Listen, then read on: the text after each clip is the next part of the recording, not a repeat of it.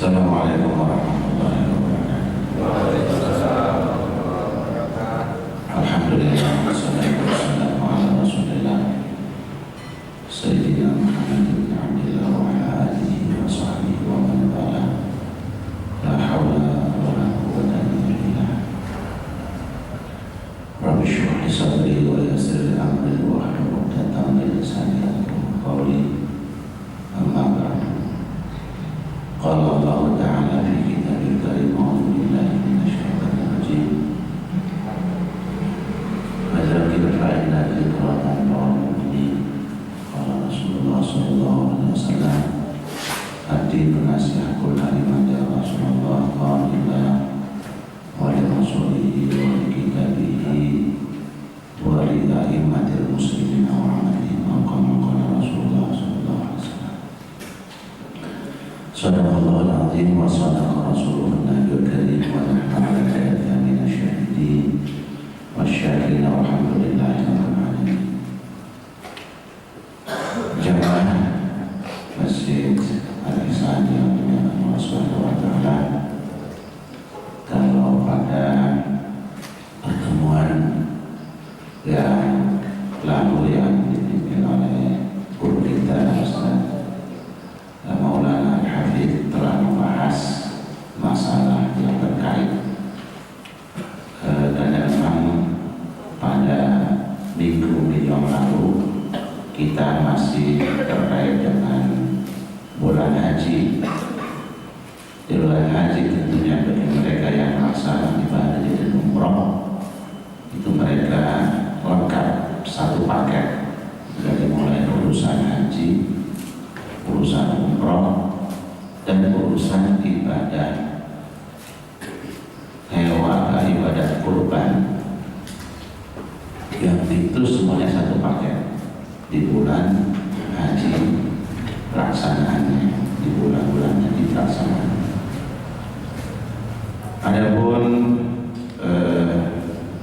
hari ini karena juga terkait dengan yang orang melakukan di bulan-bulan berikut ini adalah masalah ibadah umroh.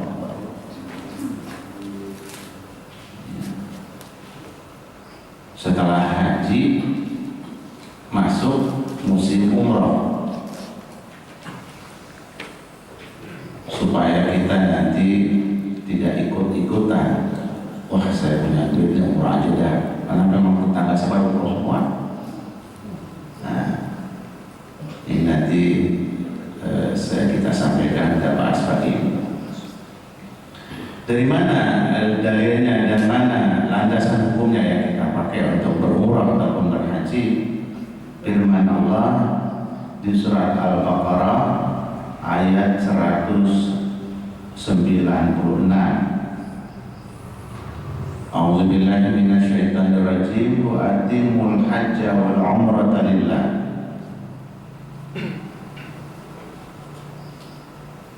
Kerjakanlah ibadah haji itu dengan sempurna.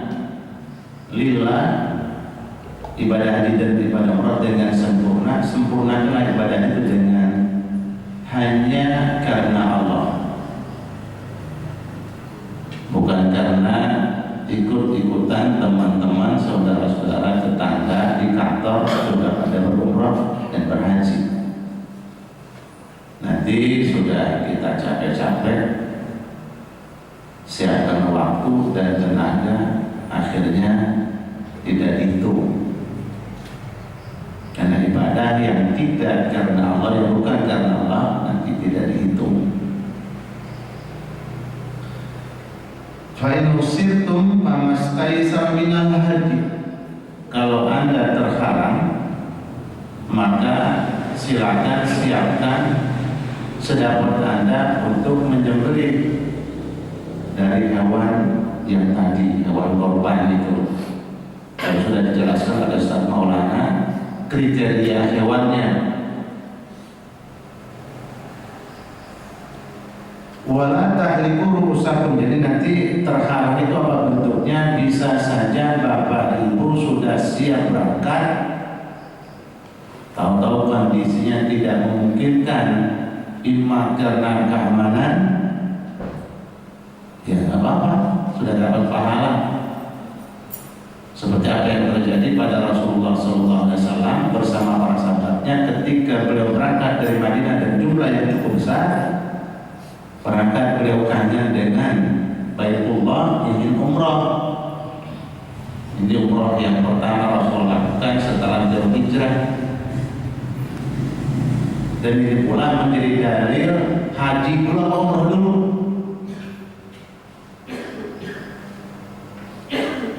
Nah, kalau kita lihat dalilnya Rasulullah umrah dulu sampai 4 kali umrah baru haji. Ya kalau haji plus umrah ya boleh-boleh saja. Cuman kalau dari orang emang anak umrah dulu haji dulu sih. Ya kalau pelaksanaannya setelah Islam ini menjadi formal agama kita, Rasulullah umrah dulu baru haji. Umrah pertama umrah yang terjadi pada saat Nabi bersama para sahabatnya dicekal di kawasan Hudaybiyah. Kurang lebih sekitar dari kota Mekah menuju ini sekitar 30 kilo. Jadi kurang lebih 30 kilo menuju kota Mekah di mana Rasulullah akan bertemu dengan para sahabatnya, Nabi dicekal di daerah tersebut.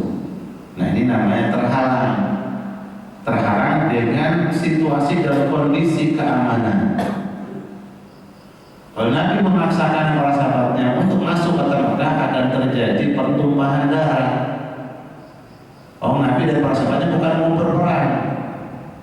Nabi datang untuk melaksanakan ibadah umrah, dijaga dan tidak boleh masuk oleh kaum musyrikin yang ada di Mekah. Nah di perjanjian Hudaybiyah inilah terjadi yang namanya muhsar, terhalang. Wa musirtum famastaisar min al-hajj. Kalau Anda terhalang atau dihalangi, silakan sembelih saja hewan masing-masing. Nah disitulah para sahabat saling menunggu dulu juga belum dimulai potongannya, sembelihannya. Mereka nggak mau pada sembelih sendiri, nunggu dulu. Nabi kata perbunan Nabi Rasul potong semua hewan yang cepat. Sahabat-sahabat melihat dan ini menunggu dan menyaksikan. Nah di situ pula satu hukum di mana kalau sudah waktunya masuk untuk menyembelih atau untuk tahalul, waktu sudah masuk, dia boleh tahu sendiri. Itu boleh gunting rambut sendiri atau mengguntingkan orang lain yang sedang memang masuk waktunya, boleh. Kadang-kadang kita sedang ihram, lalu gunting rambut dia udah masuk waktunya, boleh. Ini kan kita sedang berpuasa, tidak boleh makan dulu. Dia sudah adzan, tidak boleh. Begitu. Kadang-kadang sampai tunggu lama, antri panjang untuk gunting rambut. Tempatnya di Marwakan penuh sesak, sudah gunting sendiri boleh, digunting orang lain juga silakan, dan selesai cepat keluar. Wala tahliku rusakum hatta yablughal hadyu mahillah. Jangan gunting rambut Anda atau cukur rambut Anda sampai memang tadi hewan penyembelihannya sudah sampai, maknanya sudah dipotong. Karena tahapannya Bapak Ibu setelah dari Arafah ke Muzdalifah ke Mina, di Mina itu tahapan yang pertama setelah sampai di Mina adalah melontar Jumratul Aqabah, terus sembelih hewan korban atau hadyunya, baru gunting rambut. Tapi karena permasalahannya sekarang memang lapangannya berbeda dengan lapangan di zaman para sahabatnya, maka tahapan berikutnya setelah melontar silakan pilih. Rasulullah juga silakan memilih. Cuma tahapan yang dilakukan Rasulullah tidak seperti itu. Tahapannya setelah melontar sembelih hewan hadyu, atau bahasa orang haji itu sembelih dan adam itu potongan dari iraq untuk dan mengalirkan darah gitu. Kita potong hewan bahasanya iraq untuk dan, cuman orang kita kalau untuk iraq untuk dan kepanjangan, dibilang ngapain mau potong dan, kok potong dan sih? Jadi dan itu kan darah, jadi potong darah bukan. Jadi sudah sudah menjadi bahasa kita sembelih dan sembelih dan iramat pedang mengalirkan darah.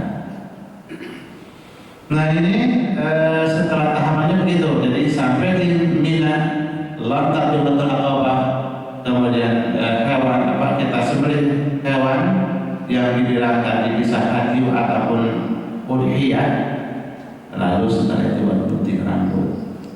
Nah, banyak jamaah yang kadang-kadang ngotot dari sini. Afdolnya kan memang kita sendiri yang menyembelih hewan tersebut, atau kita panitia menyaksikan penyembelihannya. Ya, sampai di Mina awalnya semangat betul, sampai di Mina mereka sudah tidak kuat Ustaz, tidak kuat saya, tidak kuat jalan lagi jauh, karena sembelihannya, tempat penyembelihannya tidak seperti zaman dulu. Ya, di atas gunung itu, di samping-samping tempat lontar itu sudah bisa kita potong hewan itu dengan mudah. Oh sekarang tidak boleh. Kenapa? Jamaah hajinya nggak zaman dulu, zaman haji sekarang itu sangat ramai dan padat, sehingga kalau potong hewan sembarangan akan menjadi masalah lagi. Makanya sekarang disiapkan tempat penyembelihannya di kawasan Mina dekat Masjid Kuat ke belakang sana. Nah jalannya berapa kilo? Iya masih 4 kilo sampai 5 kilo, nggak kuat dan drop, sudah titipkan sama panitia.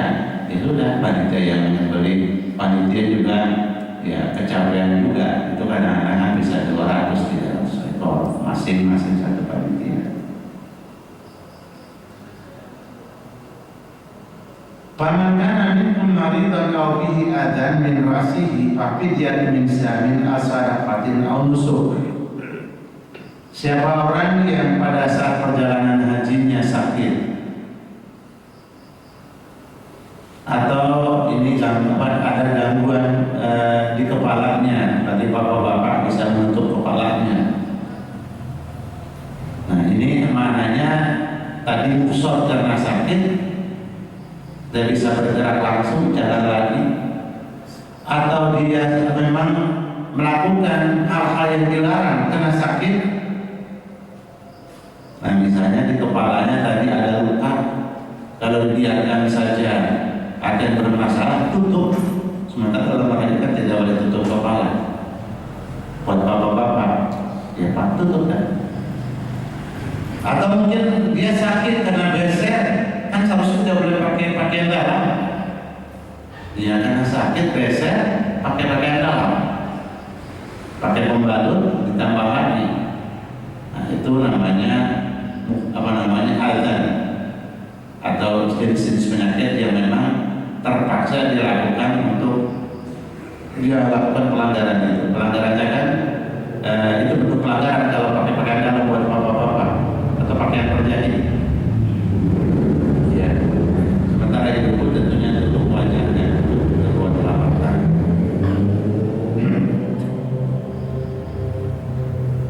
Nah kalau ada, ya dia sembelih hewan. Kalau ada, apa yang dilakukan tahapan pilihannya? Pertama puasa 3 hari di Mekah berturut-turut. Makanya dia mulai ihramnya itu dari mulai tanggal 6, 7, 8. Tanggal 9-nya dia tidak dianjurkan melaksanakan ibadah puasa. Kenapa? Karena tanggal 9 sedang berwukuf, dia harus punya tenaga dan stamina yang maksimal untuk berwukuf, berdoa sepanjang hari dari mulai setelah tergelincir pada tanggal 9 bulan tadi sampai malam ke-10, bahkan sampai menjelang subuh. Ya. Itu dari tanggal 6, 7, 8 itu bagi mereka yang punya hutang atau punya pelanggaran yang sudah denda, tidak ada uang untuk beli seekor kambing. Apalagi kalau dia memang ibadah hajinya ibadah haji tamattu atau haji qiran, kedua-duanya ini kan kena denda, bayarkan atau mengalirkan darah seekor kambing. Nah dia nanti melanggar lagi, kan 2 ini pelanggarannya, berarti semakin berat untuk beli kambingnya, dirinya nggak ada. Apa yang dilakukan? Dia melaksanakan ibadah puasa. Setelah puasa nggak ada. Apa 3 hari di Mekah, nanti 7 harinya di tanah air kalau pelanggarannya memang puasa 10 hari. Al-Sodakotin atau dia memberikan sedekah makan kepada orang-orang fakir miskin, pilihannya tadi memang nggak ada uang, ataupun ada uangnya tapi kambingnya nggak ada. Nah, tinggal dihitung harganya berapa, harganya misalnya 500 real, kemudian diberikan makanan terus disedekahkan ke orang fakir miskin yang ada di tanah haram selama untuk sekian orang fakir miskin. Nah, Bapak Ibu rahimahumullah, ini yang terkait dengan umrah, nanti bahasanya panjang tentunya. Cuma kita sampaikan kepada jamaah, pertama untuk ibadah umrah dan haji, orang-orang dalam kehidupan ini mesti ada 2. Artinya ada orang baik dan ada orang nakal. Emang begitu hidup itu. As-sirat bainal haqqi wal batil mustamirun ila yaumil qiyamah. Pertarungan antara yang hak dan yang batil itu terus berlangsung sampai hari kiamat. Maksud kita, Bapak Ibu nanti jangan terjebak dengan berbagai macam tawaran-tawaran yang menggiurkan untuk berumrah atau berhaji. Kadang-kadang ada orang paket di luar hitungan standar. Murah gitu ya. Kalau haji itu ada 3 jalur, ada jalur yang punya pemerintah namanya haji reguler, haji biasa, itu 1 jalur resmi. Insya Allah aturannya jelas. Yang kedua lewat jalur biro travel yang memang juga resmi di bawah naungan pemerintah juga. Cuman memang swasta yang kelola, tapi mereka dapat izin formal, izin resmi dari negara. Yang ketiga Bapak Ibu lewat haji non kuota. Nah, 2 yang di depan tadi adalah jalur resmi. Insya Allah semua prosedur dilewati dengan resmi pula, dan semua persiapannya tentunya ada pertanggungjawabannya. Bapak Ibu bisa mengklaim kepada negara ataupun kepada biro perjalanan. Tapi yang tadi yang ketiga yang namanya haji non kuota adalah perjalanan haji yang memang visanya dikeluarkan bukan atas nama Kementerian Haji dan Umrah Arab Saudi, dan juga bukan atas nama request dari pemerintah kita. Itu adalah visa-visa dari perorangan yang kadang-kadang mendapat jatah dan mereka minta kepada Kementerian Haji untuk melayani tamu-tamu mereka, yang sampai pada saatnya visa tersebut dijual kepada biro travel tertentu, yang biro tersebut kadang-kadang mencoba menghandle-nya. Nah, ditawarkanlah kepada para jamaah di berbagai negara, bukan hanya dari kita, termasuk dari kita. Nah, ini hati-hati. Saya menggambarkan kalau haji non kuota adalah seperti Bapak Ibu melontar mangga, jangan baca dulu. Nah, kena mangganya kan jatuh. Nah, itu nanti mangganya pasti luka, pasti ada pecah-pecahnya, kena lemparan atau terjatuh dia ke bawah. Artinya Bapak Ibu, Bapak berangkat lewat haji non kuota, nanti perasaan di jalannya itu ada masalah yang Bapak Ibu dapatkan, makanya harus siap ini. Nanti misalnya masalah hotel itu nggak dapat sesuai dengan yang dijanjikan, karena itu kan visa itu pulang sudah di ujung, Pak. Sementara hotel semua sudah di-booking oleh berbagai macam perusahaan biro dunia, termasuk oleh pemerintah kita, sudah membooking hotel habis sudah. Nah, untuk cari hotel kan perasaan kita orang di hotel kita cari di sana, beda Pak.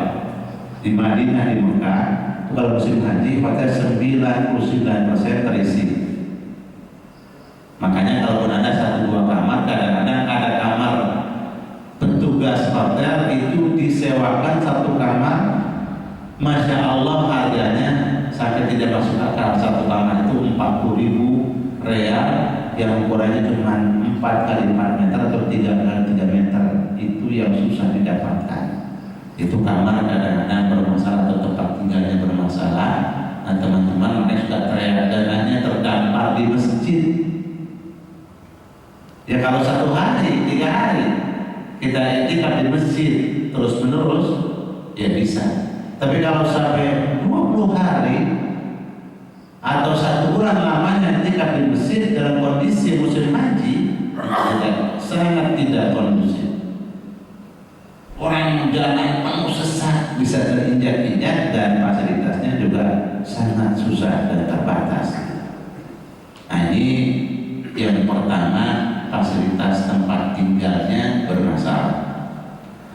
Oke, tempat tinggal dapat, biasanya alat transportasinya menuju Arafah Mina, Pak, tidak dekat. Arafah Mina itu dari Mekah ke Mina, dari Mina ke Musdalifah, dari Musdalifah ke Arafah itu tidak dekat. Perjalanannya kurang lebih 30 kilo. Nah kalau pulang pergi dan itu dalam perjalanannya juga tidak kondusif kondisinya, penuh sesak dan ramai, kita tidak bisa maksimal akhirnya. Nah transportasi itu kadang-kadang juga kita tidak dapatkan secara baik. Ada mobil-mobil omprengan umum tapi tidak bisa mendekat ke area-area pelaksanaan ibadah haji. Itu semua jalur ditutup untuk menuju area pelaksanaan ibadah haji. Ke Mina ada pintu gerbangnya, sampai situlah kita diturunkan, bahkan jauh sebelumnya. Nah dia bisa tidak bermasalah juga yang bawa kan, yang bawa jamaah tidak punya izin masuk ke kawasan sana, itu mobilnya bisa ditangkap dan ditahan oleh polisi untuk kenyamanan jamaah kan. Makanya transportasi kadang-kadang bermasalah. Yang berikutnya adalah konsumsi. Kan ada juga jamaah yang bilang, oh gampang lah, nanti kita beli aja makan di sana. Ya itu ada restoran. Tapi antrinya restoran di musim haji, Masya Allah, luar biasa, luar biasa. Jadi Bapak Ibu yang ketiga ini, makanya ada fasilitas ini, kalaupun ada saudara, keluarga, teman, harus disiapkan mentalnya. Jadi disampaikan. Yang terakhir, kalaupun magahnya tidak kena, batunya mencuat jauh. Artinya apa? Artinya kalau tidak berangkat, tidak jadi berangkat, maka duitnya itu diperkirakan akan hilang. Kalau ketemu, lama betul nyarinya, kembalinya lama. Kenapa? Si travel tadi yang urus udah macam-macam alasannya, apalagi kalau jamaahnya tidak berani terus mengejar, ya hilang duitnya. Tapi kalau berani mengejar, kadang-kadang masih dapat, kalau sudah tahapannya panjang dari bahasa macam-macam, ya memang sudah dibayarkan kan tiketnya, tiket pesawat sudah dibayar, dan dia sudah bayar untuk proses dapat visanya. Nah di situ akhirnya batunya alias duitnya, kalau kembali sudah sangat banyak potongannya. Ya, nah ini untuk haji. Nah untuk umrah, yang juga di musim umrah ini banyak sekali tawaran-tawaran dari berbagai macam travel yang kadang-kadang izinnya tidak jelas. Hati-hati juga. Ditawarkan dengan paket di bawah standar yang rata-rata.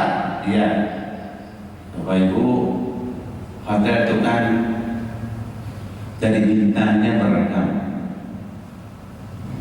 Terus dari jaraknya juga iya. Nah kalau memang harga-harga standar itu, hotel maksimal jauhnya itu adalah yang bisa dijangkau jalan kaki. Berapa paling jauh? Itu 700 meter sampai 1000 meter saja. Jadi jangan terpancing dengan harga murah, Bapak ditempatkan 3 kilometer. Lo umroh kita kan mau maksimal mendekat ke Masjidil Haram. 1000 meter, 3000 meter jalan kaki musim dingin atau musim panas di Mekah dan Madinah tidak bisa.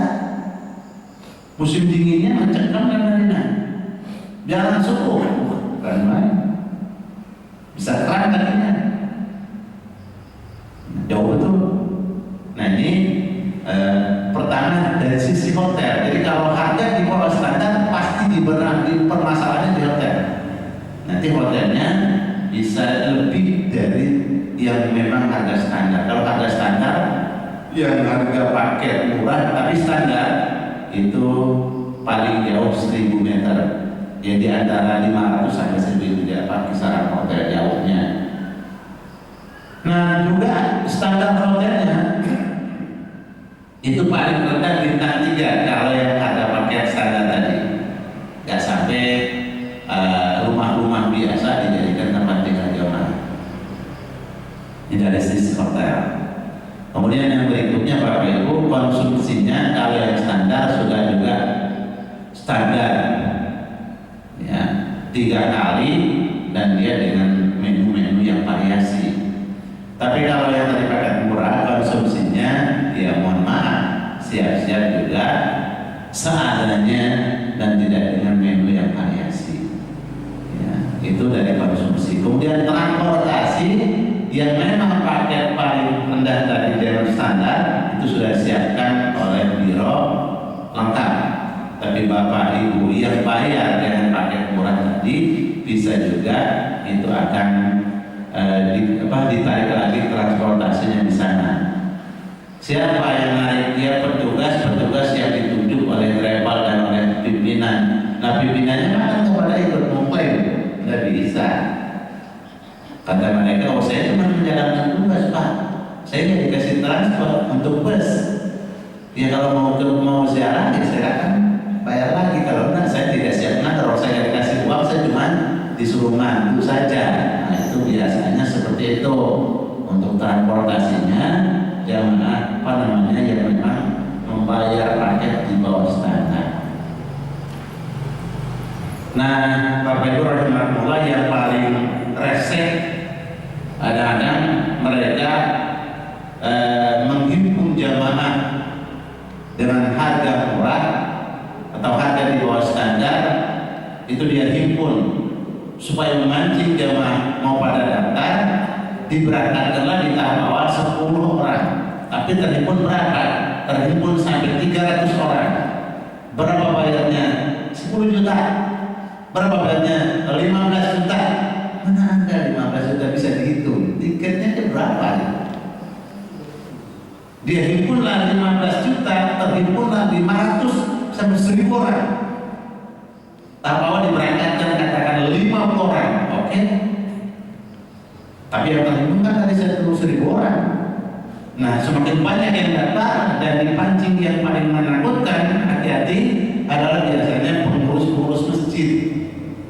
Saya sampaikan pengurus masjid itu kadang-kadang diiming-iming oleh biro travel yang reseh tadi. Pak Ustaz, jadi kamu tinggalnya himpunlah jamaah dia terkumpullah 30 orang. Nah diberangkatkan 5 orang dari jamaah dia yang terhimpun untuk memancing lagi semangat untuk merekrut jamaah. Begitu sampai pada puncak jamaah dia dapat 2000 orang, 100 orang diberangkatkan, 1900 orang tidak diberangkatkan, duitnya dibawa kabur. Yang dikejar siapa? Ustadz yang di kampung. Hati-hati saudara kita di kampung. Nah jamaah ada keluar ustadz itu kan, keluarga dia tuh aduh. Berapa yang dia rekrut? 100 orang. 100 orang sampai sana. Dari mana Ustadz mau membayarnya? Dikejar bironya, nah ada sudah. Kantornya gede bener, jalan A atau jalan B, keren bener. Dia mau berapa mereka? Makanya salah satunya juga ditanya kantornya kantor apa?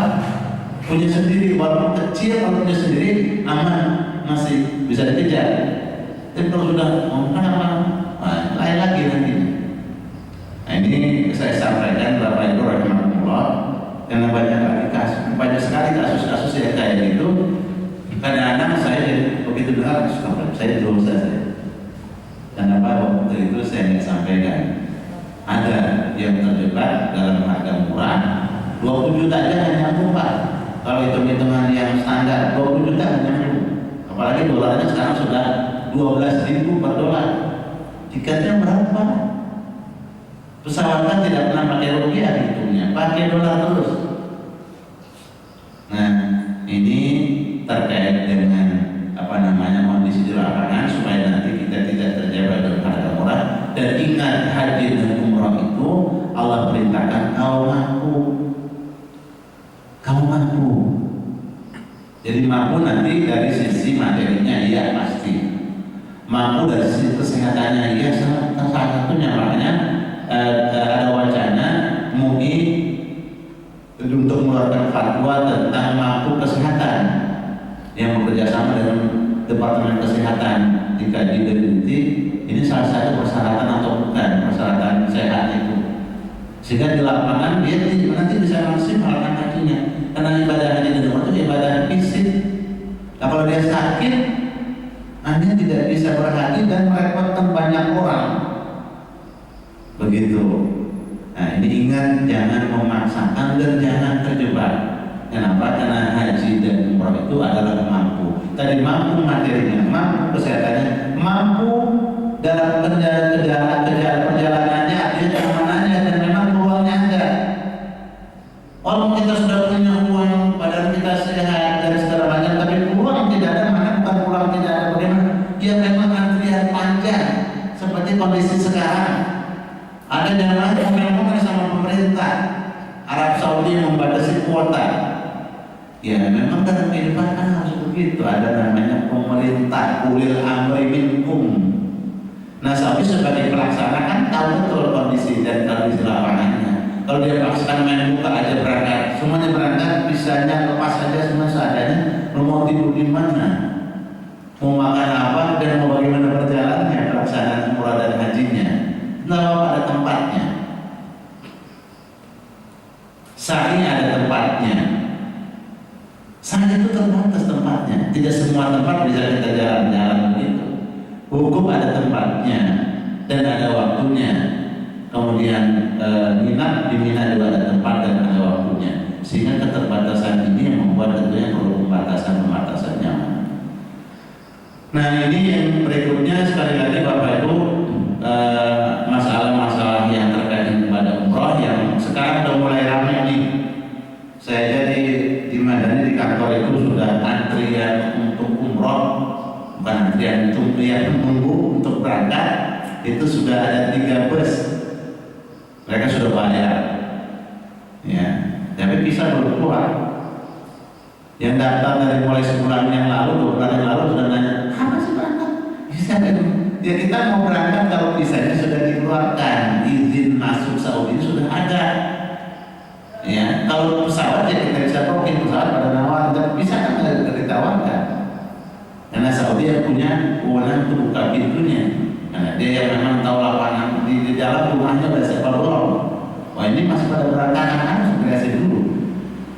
Nah, jadi ini Bapak Ibu rahimahullah, karena memang begitu banyak iklan di media, baik di surat kabar, ya lewat media elektronik dan seterusnya, ya jangan sampai kita terjebak dengan iklan-iklan murah. Gak usah maksakan diri, gak usah, karena ibadah haji dan umrah itu adalah Allah gariskan, ya. Paman setelah ilaihi sabila, kalau memang perlu apa-apa ada umrah, banyak ibadah yang pahalanya seperti ibadah umrah nilainya. Salah satunya Bapak duduk di masjid ini setelah salat subuh sampai waktu syuruk tiba. Waktu syuruk terbit matahari itu muncul jam berapa? Jam 6. Tambah 10 menit langsung salat sunat 2 rakaat, pahalanya sama dari ibadah umrah, sempurna. Saya pikir-pikir, ya Allah, makanya orang tua kita kayak gitu dulu. Zaman-zaman kita masih kecil, orang tua kita duduk salat subuh, duduk sampai terbit matahari, salat sunat 2 rakaat baru dia pulang. Berkah betul itu. Mereka hidupnya ya berkah. Nah, ini salah satu ibadah yang nanti Bapak Ibu, kalau kita tidak ada uang, nggak mampu, nggak usah maksakan dengan cara-cara yang akhirnya menyulitkan kita duduk. Apalagi di hari yang tertentu kita nanti ada kantor, ya kan habis sholat subuh itikaf sampai terbit matahari muncul, pahala kita sholat sunat 2 rakaat, pahalanya seperti ibadah umroh. Rasul bilang sampai 3 kali sempurna. itu yang nanti juga bisa kita dapatkan. Demikianlah yang kita sampaikan. Barangkali nanti ada pertanyaan-pertanyaan, dipersilakan.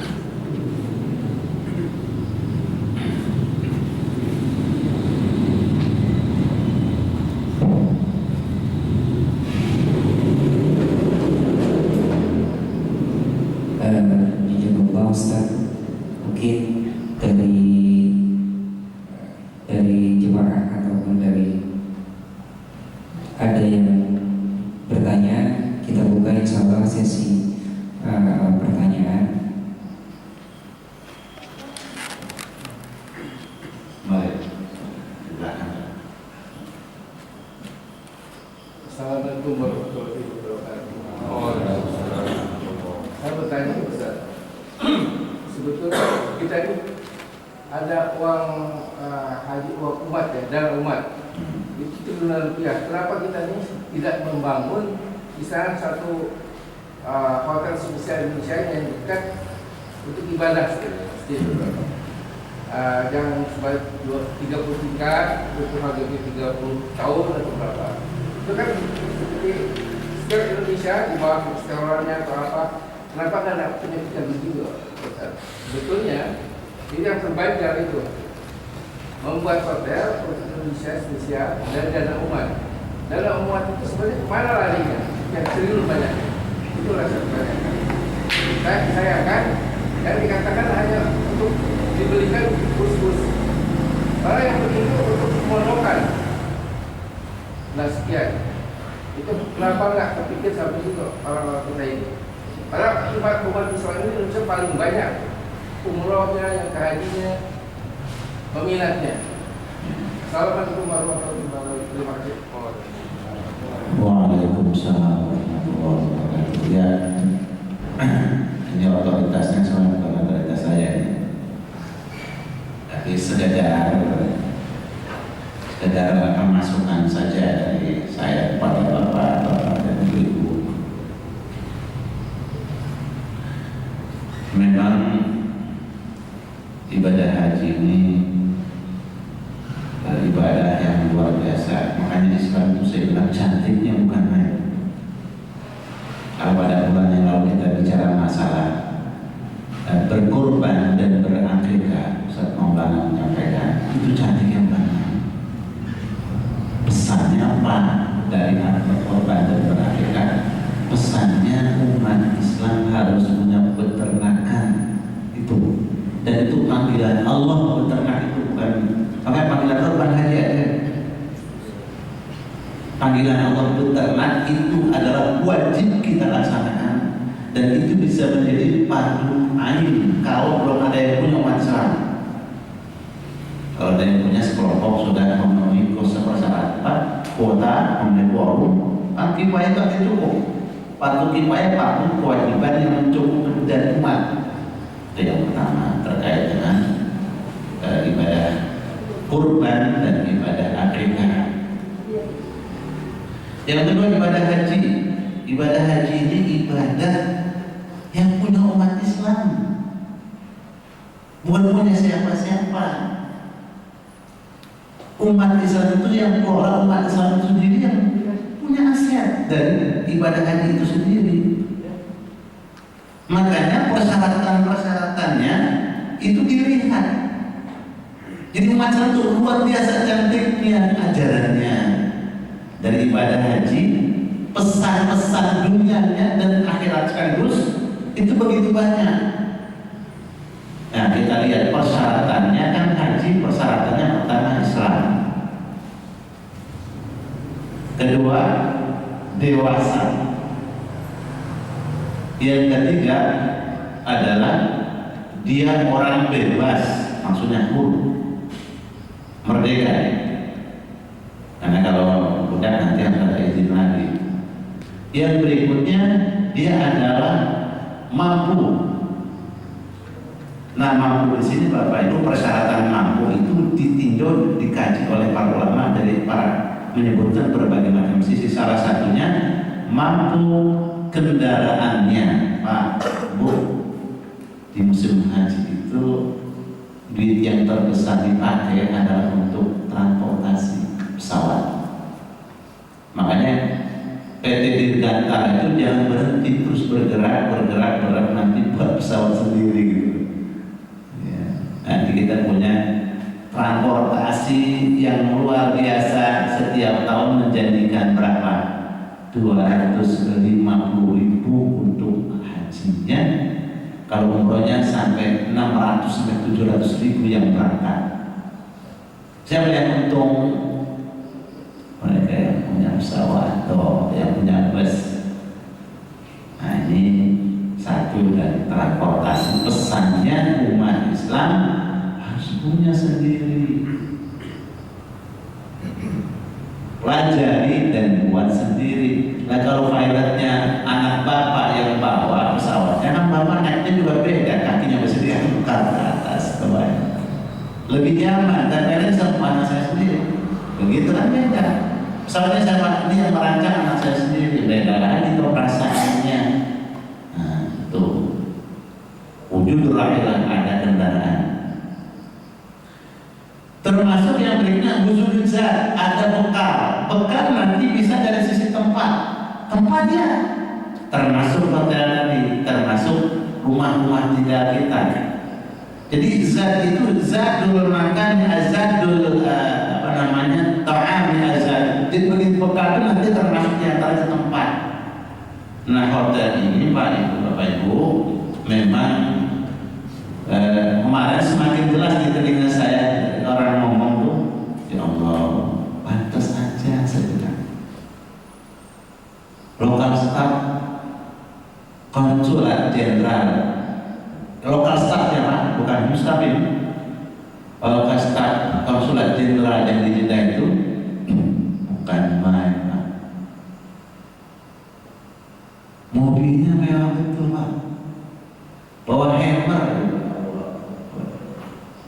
Itu lokal staf. Apa artinya? Mereka ini memang sengaja bagaimana pemerintah jangan buat rumah di sana. Kita sengaja dibuat jangan buat rumah di situ. Lah mereka itu yang kadang-kadang suka nakut-nakutin, nanti duit kita hilang. Sebenarnya bukan itu.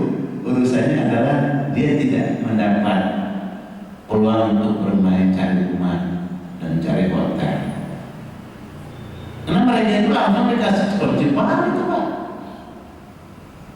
Kan hotel-hotel di sana juga sudah di satu tangan kadang-kadang. Di situlah bermainnya. Makanya sebenarnya apa yang Pak usulkan ya idealis apanya begitu. Bisa pemerintah sudah buka jelas-jelas di media massa. Anda bisa membangun dan bisa menggunakan selama 40 tahun. Kayak Tower Zaandam pertama kali kan ditawarkan murah sekali tuh Pak.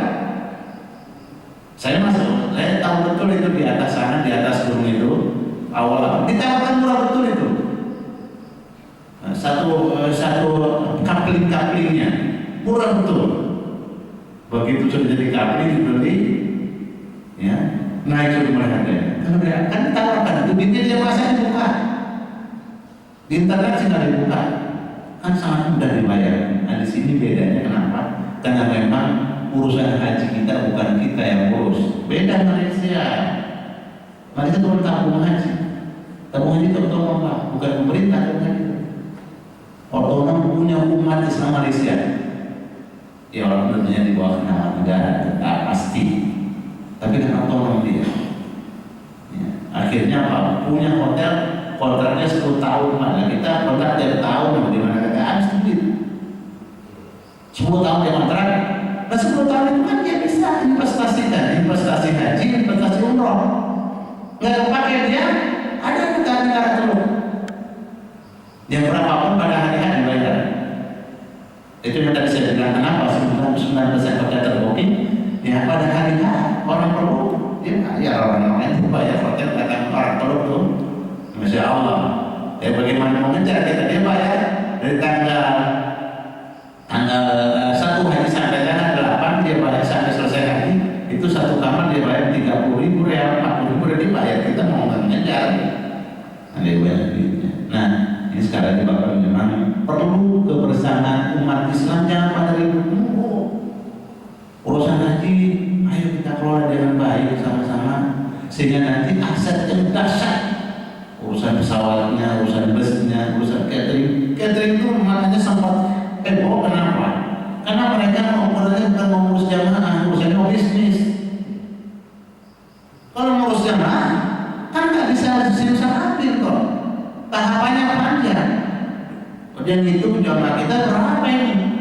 200.000, 5 rial aja. Wah, hebat saya. Nah, bukan ngurus jamaah. Kalau ngurus jamaah itu panjang, tahapannya dipelajari, tidak simsalabim saat itu. Maktab itu sudah puluhan tahun mengadakan tahapan kayak itu. Makanya di setiap jamaah 2.500 ada dapur umum yang disiapkan di area dia. Kalau harus ada luar, dibawa ke dalam, nggak akan pernah bisa sampai. Macetnya kada luar saatnya itu makanan basi. Kan di sana cuma 6 jam saja makanan itu bisa dimakan. Setelah itu harus basi. Kenapa? Udaranya beda dengan kita. Karena musim panas tertutup, langsung lendir makanan basi, tidak bisa termakan. Kasih, oh jamaah bisa sakit semua. Sekali lagi Bapak memang di sini sekali lagi kita tidak boleh terus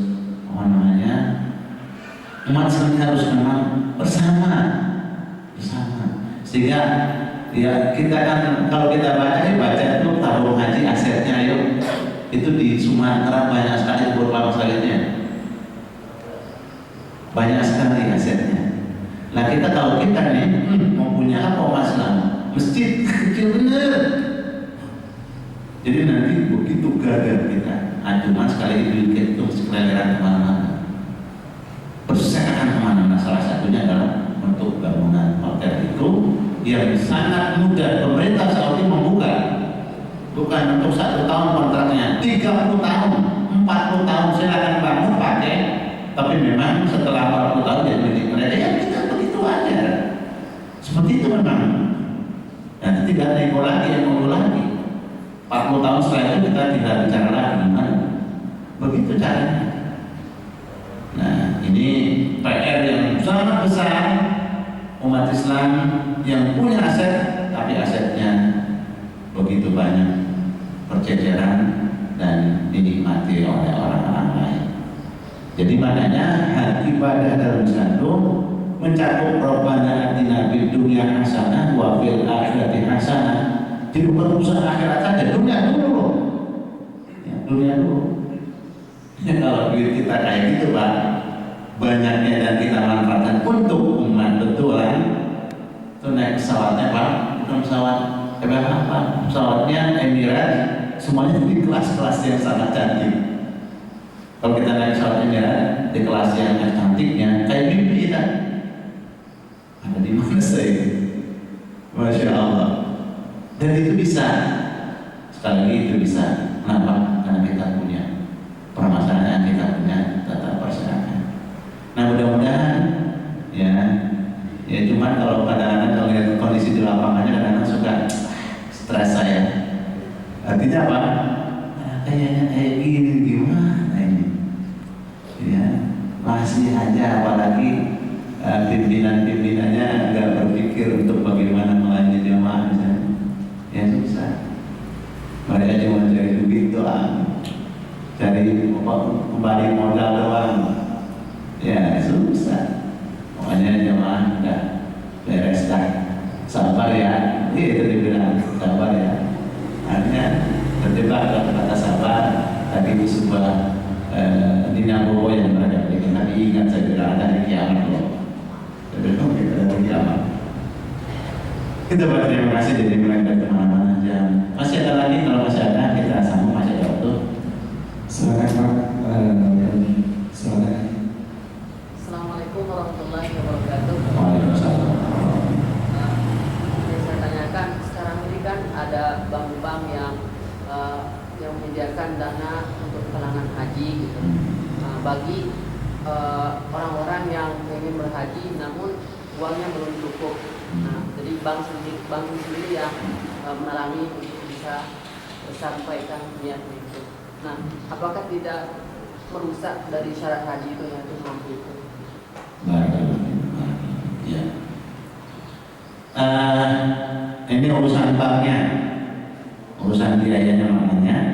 Saya termasuk yang tidak memberikan rekomendasi Bapak Ibu menggunakan dana talangan untuk berhaji dan berumrah. Garisan di depan tadi, pada 5 istata'a dari sabilkan mampu. Jadi jangan, nggak usah dipaksakan. Karena nanti kalau berangkat haji pakai dana talangan, dananya bayarnya berlipat ganda, jadi lebih mahal, dan itu beban lagi. Allah tidak akan yukallifu nafsan illa wus'aha. Yang penting kita berusaha berdoa dapat insya Allah. Nah, jangan dipaksakan, itu yang pertama. Yang kedua, ini juga masalah yang memang sensitif, masalah keuangan ininya, pembayarannya. Ya, jadi di saat ada teman kita berusaha mengarahkan semua jamaah haji membayar perjalanan hajinya lewat bank syariah, mereka langsung ya dijegal dengan bahasa-bahasa yang memang real, bahasa-bahasa yang memang sangat ya ada datanya. Tapi kalau ya ini dari mana ujungnya, ya tentunya mereka-mereka yang memang ingin mengeruk uang Islam ke kantong-kantong mereka. Jadi kalau sudah masuk ke kantong kita semuanya kan lebih nanti bisa terpola. Tapi mereka tentunya berusaha ya, menjegal orang-orang yang menyalurkan pembayaran hajinya lewat bank-bank yang syar'i. Makanya mereka dijaga dengan cara-cara yang memang ya sangat licik begitu. Nah, ini jadi sekali lagi saya termasuk yang tidak.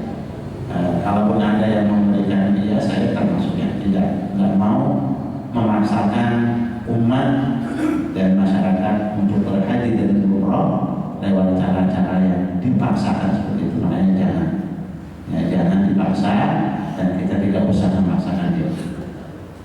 Baik, masih ada lagi?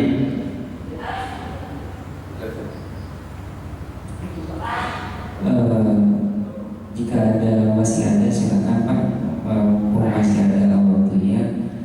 Dan alhamdulillah pada kali ini ada salah satu jemaah Masjid Al-Ihsan yang menyumbangkan santapannya. Kami mengurus DKM mengucapkan jazakumullah khair dan tidak mau disebutkan namanya, hanya hamba Allah seperti itu.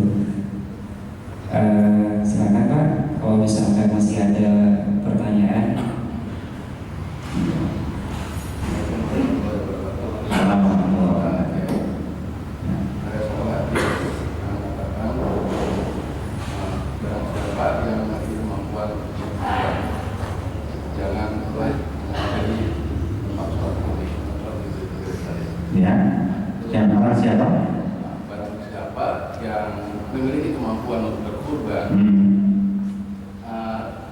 Jangan sekali-kali menghampiri tempat sholat kami, biar gitu dalam hati. Jadi mohon penjelasan sejauh ini mengenai hal tersebut. Satu, kemudian terkait dengan ibadah haji itu ada dalam surat Al-Imran ayat 97 kalau tidak saja. Yang barang siapa yang ingkar kalau kewajiban haji, tentunya Allah Maha Kaya kalau begitu. Padahal masyarakat kita banyak yang mereka berkorban tiap tahun gitu kan. Tapi secara materi sebenarnya dia mampu untuk berhaji. Kalau kita tanya seringkali mana panggilan. Ya, terima kasih. Pertama, memang terkait dengan berkorban, ya. Maknanya tadi, artinya kalau sudah mampu tidak berkorban, jangan berharap nanti bisa bersama saya, Rasulullah. Jadi pertama, kalau sudah mampu jangan tidak berkorban. Dan saya sampaikan beberapa kali, berkorban tentunya bukan sebatas sadar sapi dan sadar kambing. Bagi mereka yang kayanya bernilai jutaan kambing dan jutaan sapi, berkorban sadar kambing dan sapi itu tentunya tidak berimbang dengan rezeki Allah nilainya kecil. Bisa nanti tidak berarti maknanya. Nah, jadi sekali lagi kalau sudah mampu berkorban, segera berkorban. Karena kalau nanti tidak berkorban, nggak bisa bersama Rasulullah. Nggak bisa. Yang kedua terkait dengan saudara-saudara kita yang sudah mampu berhaji, ingat, kalau sudah mampu nanti tidak berhaji dan berumroh, dia tinggal pilih matinya imma menjadi orang Yahudi atau menjadi orang Nasrani atau dia orang Majusi. Biasa kan berisiko sekali. Dan jangan sampai kalau sudah ada kesempatan berhaji, maksudnya sudah ada kemampuan, daftar saja, daftar, bayar. Adapun saya berangkatnya 10 tahun ke depan, yaitu urusan pemerintah. Kenapa sampai kayak gitu?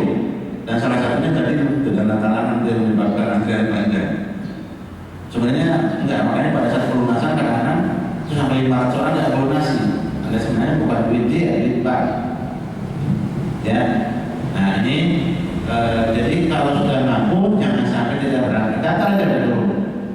Nanti kalau nggak daftar, kita meninggal, kan kita belum ada usaha untuk berangkat haji maknanya.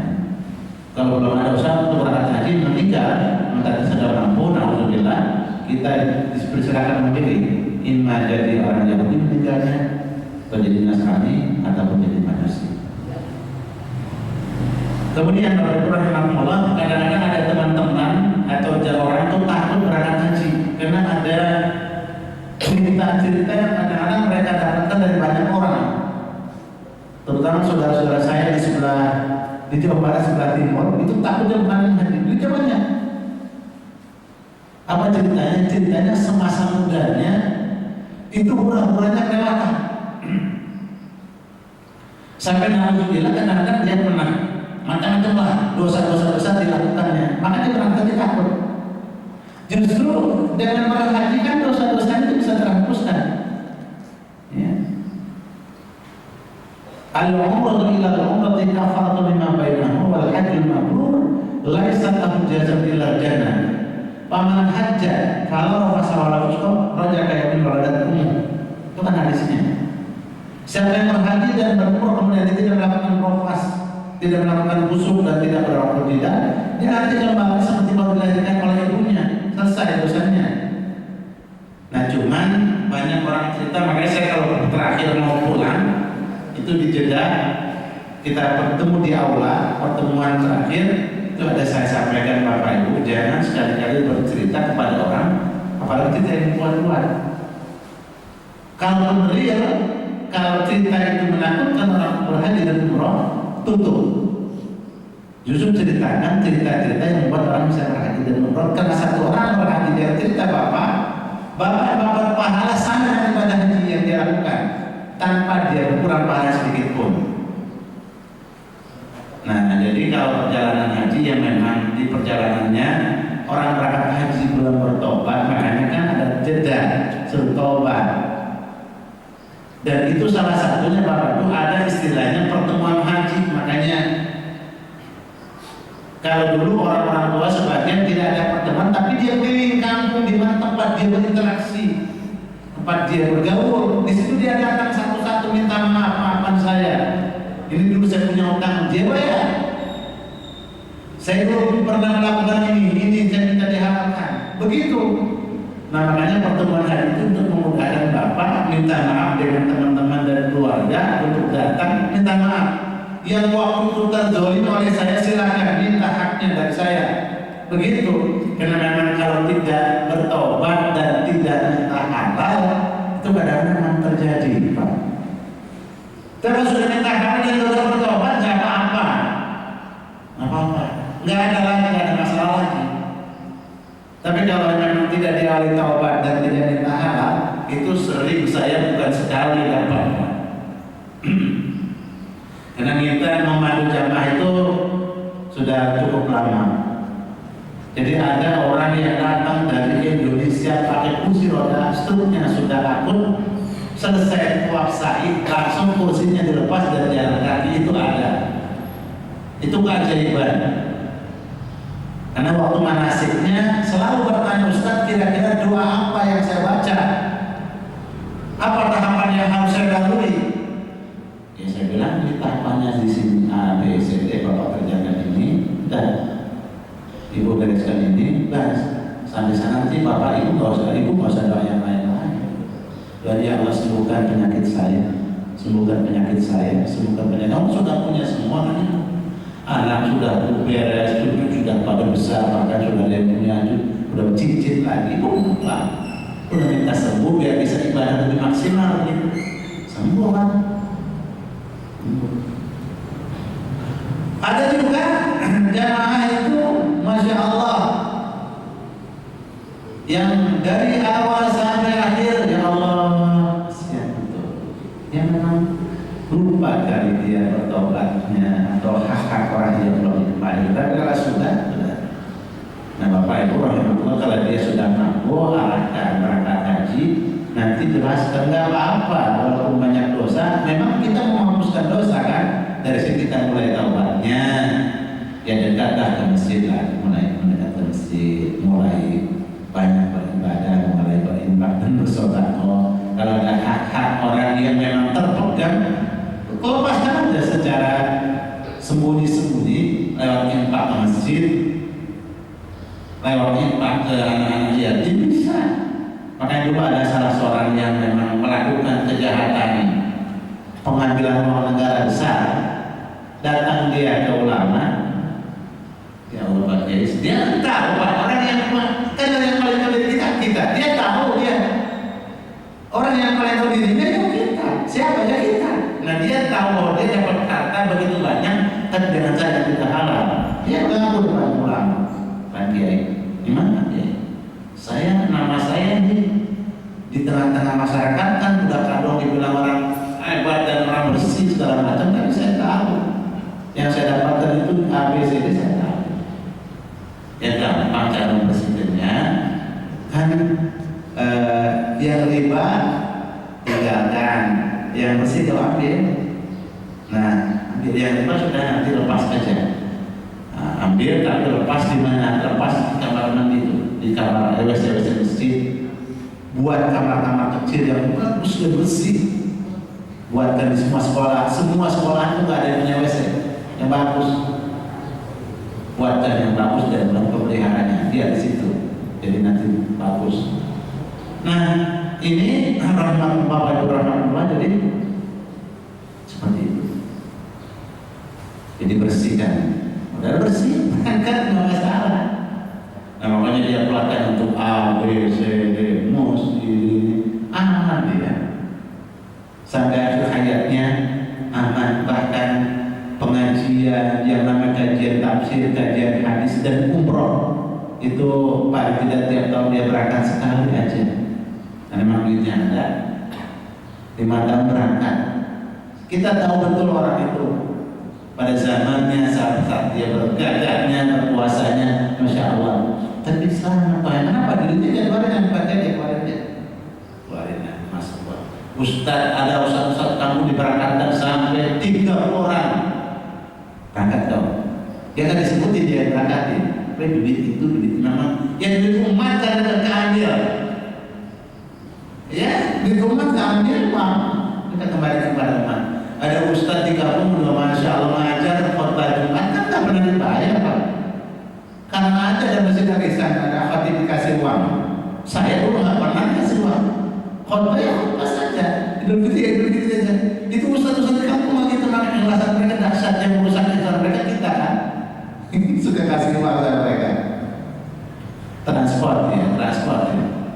Nah subhanallah ya kalau dikasih jangan sama mereka.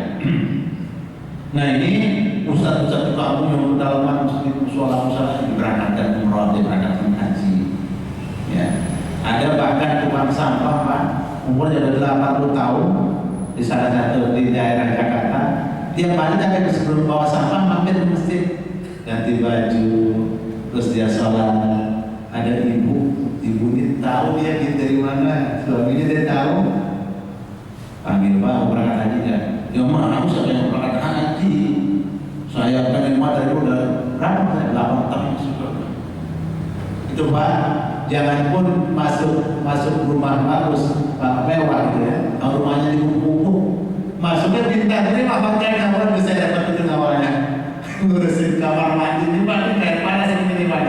Ya itu kamar mandi saya, itu bimbingannya luar biasa.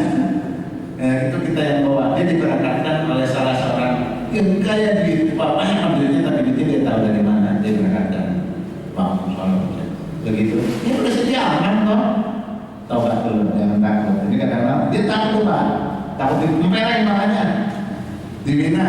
Yang ada di TPN, kenapa? Waktu saat di sini nih belum taubat tempeleng orang. Minta halal, maafin saya. Kalau di Indonesia, ya ada anaknya kalau anaknya kasih. Kalau enggak mau minta atau apa, ini wakaf apa bersih berikan apa atas nama dia dulu saya tempeleng ini. Saya wakafkan dulu berapa? 1 juta untuk atas nama Fulan. Saya dulu tempeleng dia atau enggak bayar begitu. Jadi itu bentuk-bentuk banyak karena bukan apa takut tempeleng malaikat dihina Pak, takut tempeleng satwa ya, dan itu memang terjadi. Tapi yang dikatakan dia belum taubat, kalau taubat insya Allah dia pulang masya Allah tambah baik Pak. Yang tadinya sekarang malah bikin pengajian. Dan pernah juga saya ceritakan mungkin ada salah satu asli ya, asli presiden tinggalnya di sana di pasar kurang ajar, sekarang ada komplek tuh. Dia keluar dari situ Pak, saya nggak mau tinggal situ. Kenapa? Saya mau bikin pengajian dari kampung kan, nggak kuat saya. Ya keluar saja, keluar dia. Itu kenapa? Selama hidupnya Pak nggak pernah masuk masjid, berarti muslim. Masuk masjid pertama kali masjid Nabawi sama saya, kakinya langsung lemes dia. Melihat Ka'bah gemeteran nangis, kata berhenti. Pokoknya tangan-tangannya dipegang terus. Saya lepaskan saya, sudah pulang. Dan setiap keluar dari komplek perumahan asli, saya ikut sambung saya menjadi ke masjid dan sholat, ngaji, ya. Kerja, belajar, ibadahnya cukup nyaman. Kemarin saya stres terus, takut bener, takut apa? Takut kena tembak kepala saya mati, begitu. Nah ini jadi Pak, yang khawatir kalau pernah melakukan kesalahan kita bertobat, di sana kita bertobat lagi sampai di Masjidil Haram, sampai di Masjid Nabawi ada tempat-tempat mustajab berdoa dan istighfar. Apalagi masuk pada Arafah, memang itu pengampunan dosa yang sangat dahsyat. Tidak ada hari di mana Allah ampuni begitu banyak hambanya adalah kecuali pada hari Arafah. Di situ kita istighfar sekali. Demikian, insya Allah mereka sedang berangkat. Kalau enggak, kasih tahu saya nanti saya akan turun. Alhamdulillah, mungkin kita cukupkan dan insya Allah minta Ustaz untuk menutup dengan doa untuk kajian kali ini.